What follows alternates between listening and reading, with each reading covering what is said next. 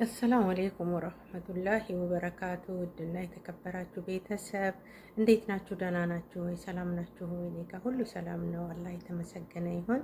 ዛሬ ደግሞ በአጭር ቪዲዮ የመጣሁት ያው በፌስቡክ፣ በዩቱብ፣ በቲክቶክ እየተላለፈ ያለውን ነገር እየሰማችሁ ነው እና በያላችሁበት ዱዓ አድርጉ።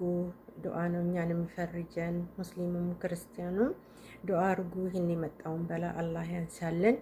እኛ ሰላም ነው የምንፈልገው፣ ሰላም ይምጣልን። ይበቃናል ያለፈው እድሜ ልካችንን በጦርነት ነው የኖርነው እና አላህ በቃችሁ ይበለን። የአሁኑ ደግሞ ትንሽ እንደሚያናፍሱት ከሆነ በጣም ከባድ ነው፣ ያስፈራል። ዱዓ አድርጉ ውዶቼ፣ በያላችሁበት አላህ ሰሚ ነውና ይሰማናል። በተለይ የእኛን የምስኪኖችን ዱዓ አላህ ይሰማናልና ዱዓ አድርጉ።